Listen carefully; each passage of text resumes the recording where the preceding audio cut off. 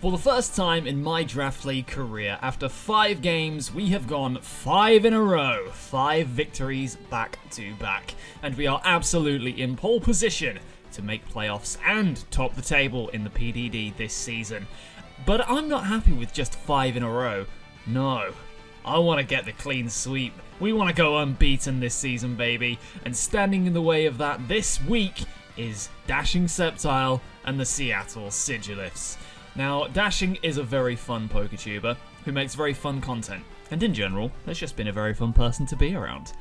But unfortunately, all friendships must be put to the side for this game. Is Dashing going to be able to claim the first ever victory against the Solihull Skarmours, or are we going to keep that unbeaten streak going, baby? It's time to find out. Welcome to Week 6 of the PDD.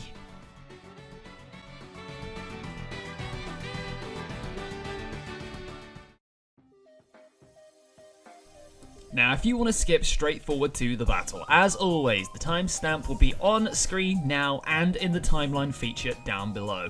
So if you're not interested in seeing what kind of fire I'm bringing this week, go ahead and ignore it. But if you are, then stick around because I'm going to give you a detailed explanation of the team I'm bringing this week. Now, my opponent's team will appear on screen right about now. And for a little bit of context, because of the way that transactions work in the PDD, my opponent was able to make 4 changes right before my game here. Now, if I'm being totally honest, I think it's a little bit of an oversight, because both me and my opponent had played both of our games, so we both knew that we were up against each other next, and my opponent was able to make 4 changes right before my game. It felt a little bit unfair to me, if I'm being totally honest. I don't think it was intentional. I think it was a little bit of an oversight on how the transfer window goes in the PDD. But basically, my opponent actually dropped 4 Pokemon. They had a Copperaja, which they dropped for Fortress. They had a Spidops, which they dropped for Vaporeon. They had a Mismagius, which they dropped for Carkol. And they had an Electrode, which they dropped for Rotom, I believe.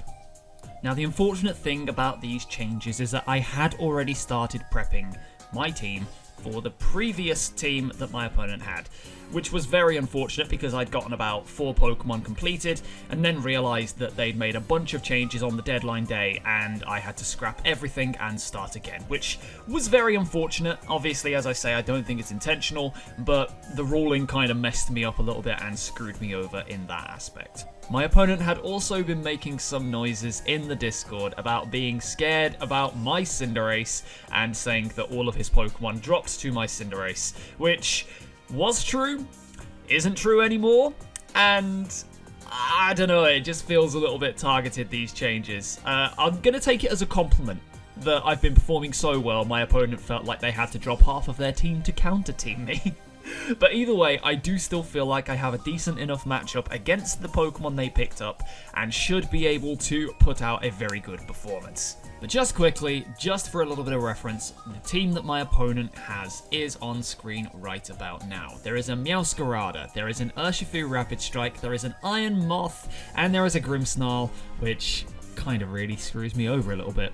Reflect Light Screen shenanigans against my team looks like it could be very devastating, and I really don't want to be messing with that. Also, there is a freaking Urshifu Rapid Strike, which is one of the craziest Pokemon ever. Meowscarada hits like an absolute truck, and Iron Moth is stupid. So, yeah, this is going to be fun to deal with.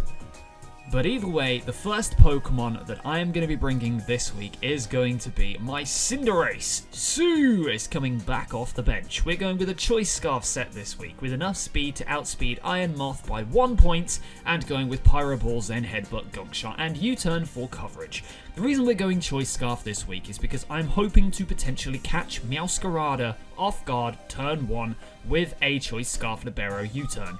It will one-shot any form of Meowscarada and basically put me in a really good position to do some Volt Turn shenanigans with Annie later on, who, by the way, spoiler alerts, is also coming. The 4 moves we have on Cinderace are literally just to hit everything for as much decent coverage as possible with a little bit of bulk extra. I can't really say too much else about Cinderace. It's here to be fast, it's here to hit hard, and hopefully we're going to score some goals this week. Now, the next mon that I'm going to be bringing, as I mentioned earlier, is going to be Annie the Jolteon, who is returning for the 6th week in a row because Jolteon is absolutely crazy. As I mentioned, she has been my star performer this season, absolutely destroying fools, and it's going to be very fun to see if she's able to do it again here. We're going with heavy duty boots this week because there are quite a few Pokemon on my opponent's side that can set up Stealth Rocks in that Fortress and that Donphan, and I figured that having heavy duty boots would be able to counteract that fairly well. We're going with Terra Fairy this week because it allows me to hit Meowscarada for super effective damage, and it also allows me to hit the Grimmsnarl for super effective damage and potentially take it out in one hit. It also allowed me to not be completely stopped by Donphan because terroring into a Terra Fairy allows me to take an Earthquake fairly well, and I just thought it was the best way to do it this week. The 4 moves that we're going are Volt Switch, Terra Blast, Shadow Ball, and Thunderbolt.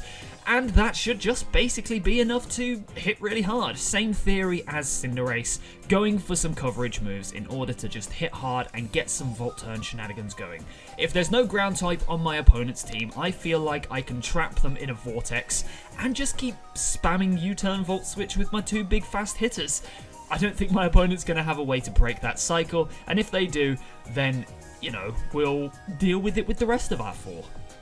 Now, my opponent does have 2 very strong physical attacking Pokemon on their team in that Meowscarada and that Urshifu Rapid Strike, and they are going to be an absolute pain for me to switch into if my opponent gains any sort of momentum in this game.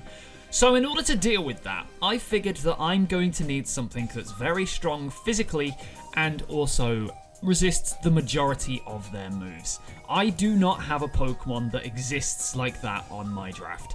I did consider Iron Hands for this job because it's a monster, it hits very hard and also has a decent defense stat, but it was taking almost 50% from an Urshifu Rapid Strike Surging Strikes, and I just didn't think that that was worth it. A Choice Banded set messed me up, and he had quite a few switches to Iron Hands on his team, and that job just didn't look like it was going to go to Iron Hands this week. So I decided to think outside of the box ever so slightly and bring a backup Terramon this week in Alomomola, who is going to be Terra Grass this week. Alomomola is going to have the Rocky Helmet with the Regenerator ability, maximum defense, maximum HP, with Play Rough, Baton Pass, Healing Wish, and Whirlpool. Now, the reason I've gone for Whirlpool and Healing Wish is so that I can trap something in and then heal something else completely back to full, not allowing any kind of chance for a setup Urshifu or a Swords Dance Meowscarada or something silly like that to set up on me. Play Rough hits both Meowscarada and it hits Urshifu Rapid Strike for super effective damage if Meowscarada locks itself into its Dark type, of course. But what the plan with this guy is, if I see either of the 2 of them sat in front of me, I go hard out into Alomomola, I Terra Grass, and I click either Whirlpool or I click Healing Wish / Baton Pass, depending on what I see the opponent doing. If I see a setup Urshifu, I immediately click Baton Pass out into Annie or out into Chucho, and we go for big damage moves. Spoiler alert, Chucho is also coming this week. But yes, Alomomola is here to switch in, much like it did week 1 against Padel's Arcanine Hisui, switch into the big damage attacks, potentially terror itself to a grass type in order to take those hits slightly better, and hopefully deal with the oncoming threat of an Urshifu Rapid Strike and a Meowscarada. If it does its job this week, I will be incredibly happy. If not, I don't think it's necessary to be on my team to secure the win. If it goes down swinging and does a very good job for us. Now, as I mentioned, Chucho is also going to be coming this week. Chucho is going to be coming with a Roselli Berry set with Unbeaten and a Jolly Nature with enough speed to outspeed Iron Moth by 1 point. It's going with Swords Dance, Drain Punch, Flying Press, and Acrobatics, and it's going to be having the Unburden ability this week as usual. Now, I don't think that Chucho necessarily needs to get the speed boost in order to win this week. All it needs to do is to be able to hit the field, get a Swords Dance up, and start smashing fools. We've gone with Flying Press this week. alongside Drain Punch because Flying Press allows me to hit the majority of my opponent's team for at least neutral damage. It does massive damage to Meowscarada one-shotting it.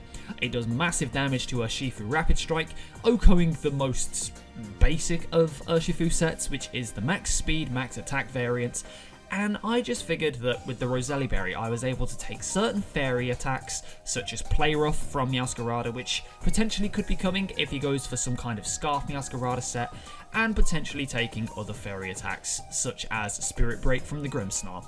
I figured it was a good idea to do this week, and if I do pop the Fairy Berry, not only do I get a 50% reduction to the damage on that particular attack, allowing me to OHKO back, I also pop my Unbeaten, allowing me to sweep through the rest of the team that way.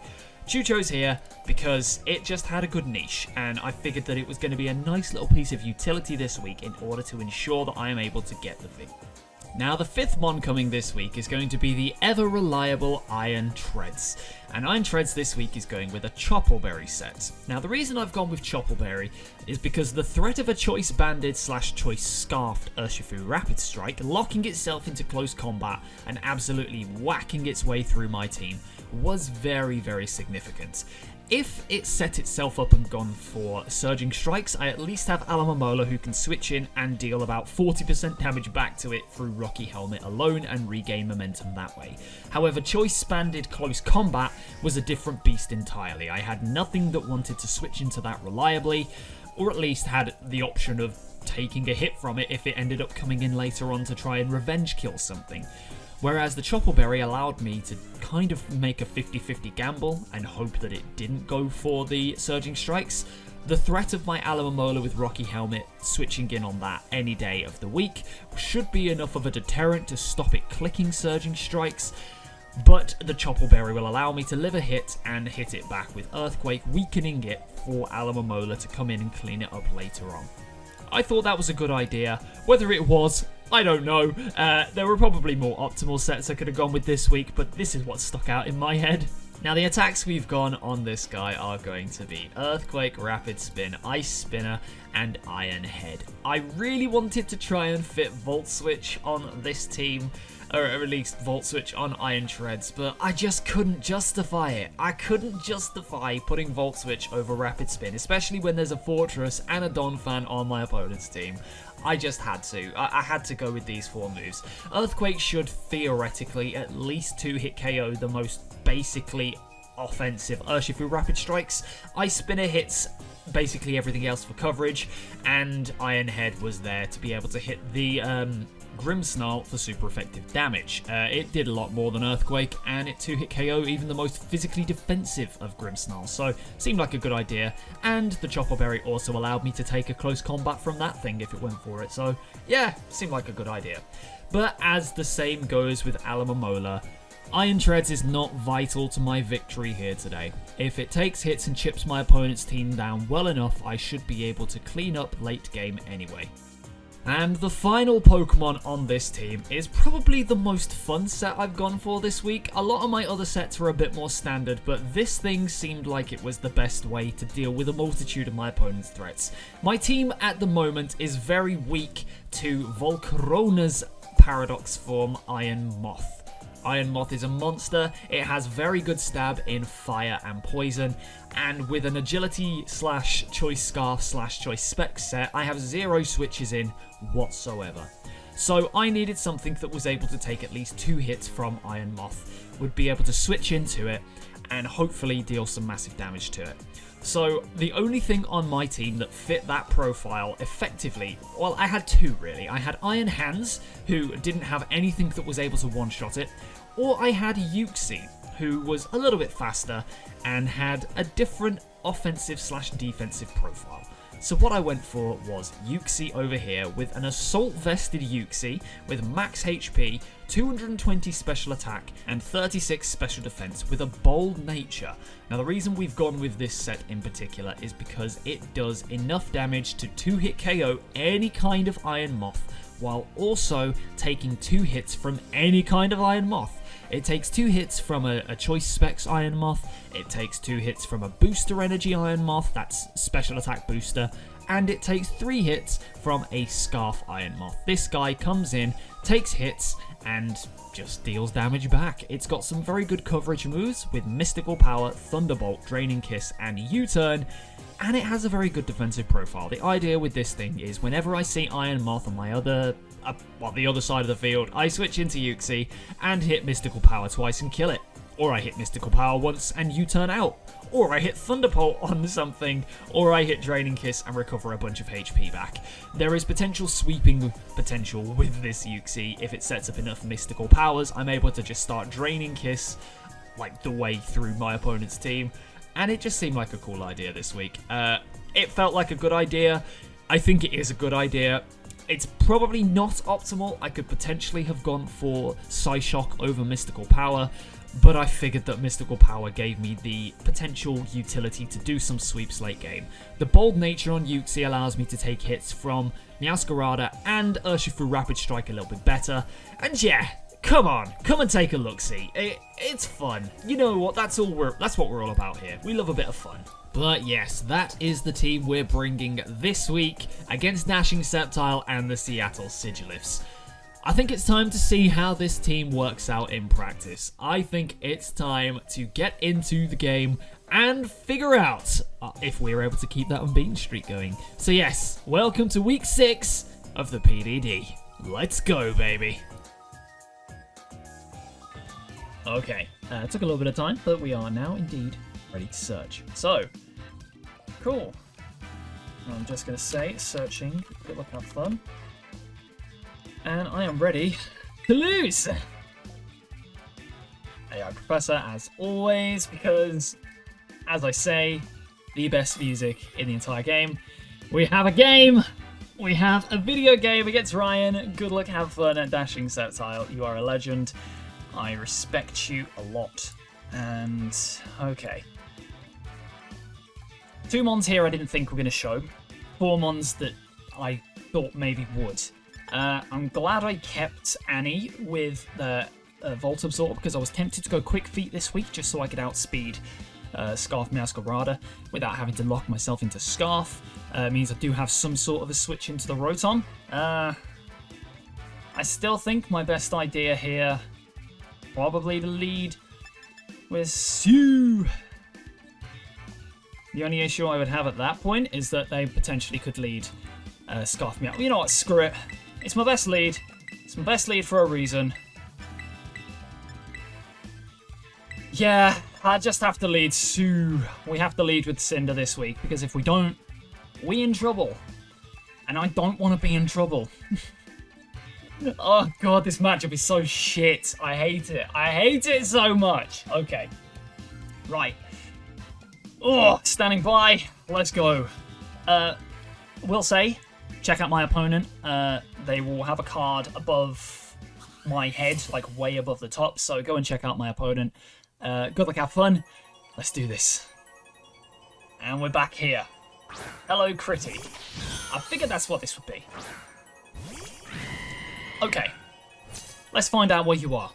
Are you Scarf? You're not Scarf. I get a kill. If you're Scarf, I actually feel quite good.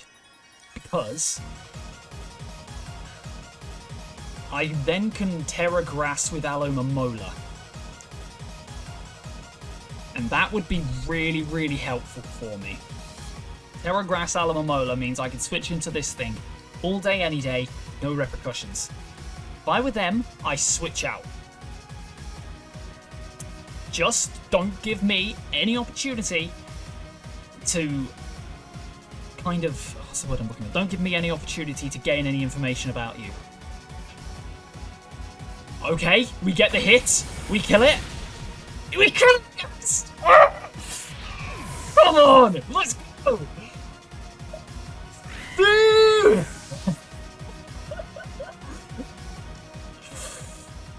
Oh, you know what? I promised myself the first time Cinderace gets a kill, I'm doing it.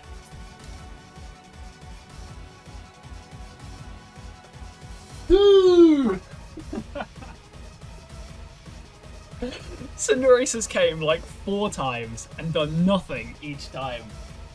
But that is really good for me. I can now go out into... go into Annie. locked in. I'm so happy. That Meowscarada was giving me nightmares. Honestly, it was giving me absolute freaking nightmares. Oh my god. I changed up this team so much just for that Meowscarada, just because I was so scared of it. My god. Ah! I've messed my hair up.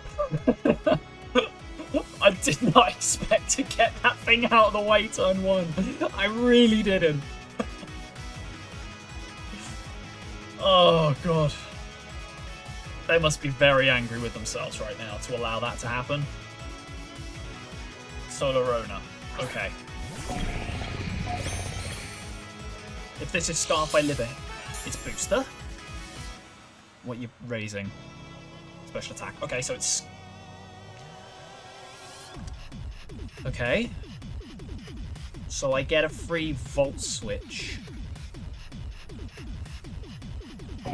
Yeah. I get a free Volt Switch, because I will outspeed this thing. Do big chunk. Annie. Now, I brought you for one reason, and one reason only. And that was to switch into this thing. But now that it's got the special attack boost, I'm not so sure I want to do that. It might be agility. If it is, I'm in a lot of trouble. Yep, okay. Okay. So, there's a reason why I don't mind that. I bought Sucker Punch, and I think... I'm just going to double check. Oh, shit.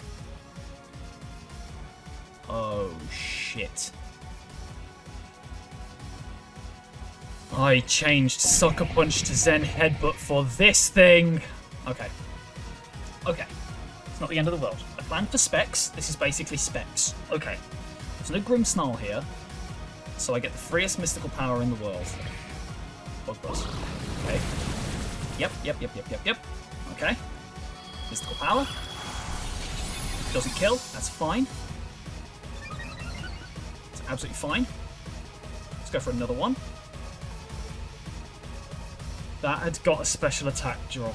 I would have been in a lot more trouble than I am right now.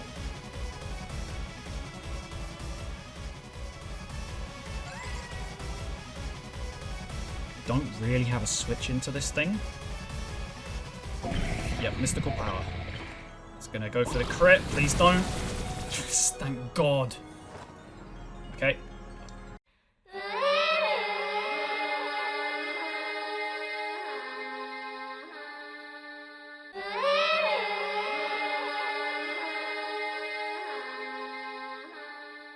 Shit.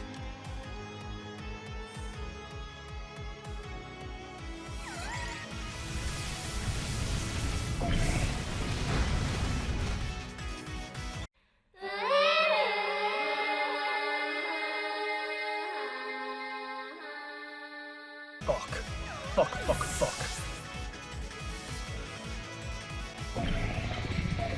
What do I do?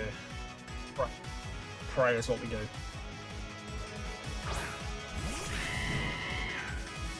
We pray.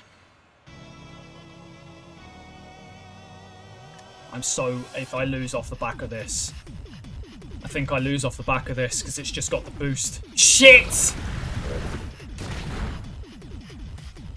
No way. Nah. Fiery Dance, Bug Buzz, Sludge Wave. Fuck me.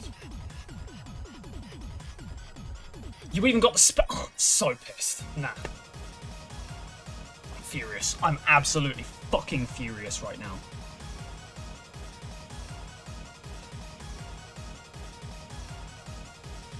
Nah, I'm fuming. I'm so angry. I'm so angry.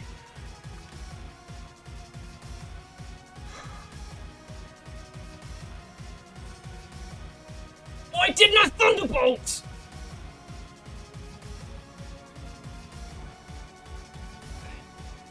So, what do we do? I took Sucker Punch off this thing. I'm so angry. I'm so fucking fuming. I'm fucking furious. Right, let's go Amoris. Should put it on this thing.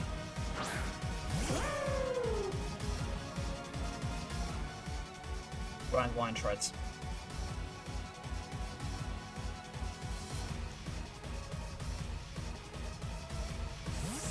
I gotta try and play around.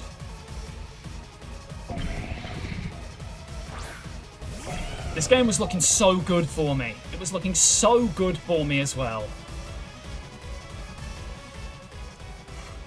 I can't do anything. I literally cannot do anything right now. Yeah, I can't do anything.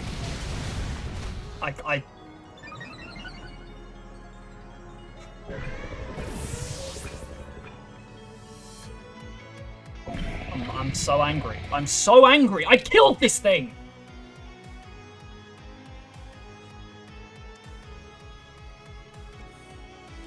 Of course, it then gets the special attack boost off of the fucking thing. I'm fucking angry. I click play rough. Is this really how you want to do it? Yeah, alright, fuck it.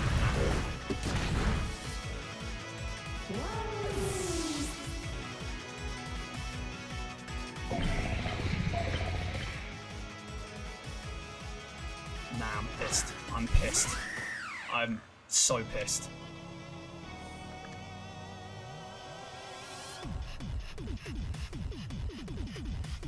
Like, I beat this thing. I had it. 10% into 50%. Like, what has my... And crit. Yeah, not that it matters. Not that it matters. I'm so angry.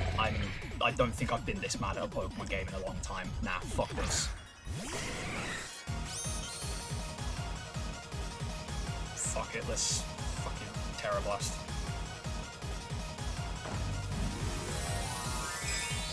Well, that is the game. You get to see me be salty for a bit. I hope you've enjoyed seeing me be salty for a bit.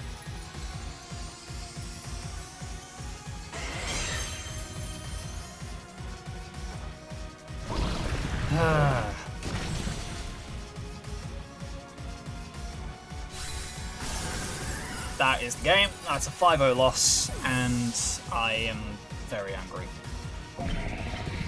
I'm very angry. I knew that one of these 10% boosts would come back to fuck me up, and I'm just kind of angry about it. But yes, that is the game. I'm not going to say good game, because it wasn't. Nothing against my opponent, of course. It's not their fault. Yeah. It's obviously not their fault.